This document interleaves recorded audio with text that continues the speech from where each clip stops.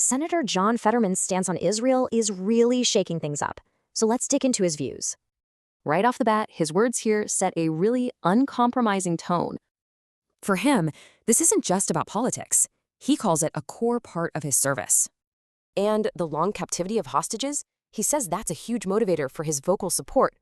So why does he stand with Israel? It comes down to history, alliance, and shared democratic values. But here's where it gets interesting. He sees a major split happening within his own party. You can see a pretty stark contrast here between his view and where he sees the party going. He also takes on the term anti-Zionism and defines it in a pretty controversial way. He's basically saying there's a real issue on the left, often masked by that term. And his support isn't just talk. He actually salutes the Israeli Defense Forces.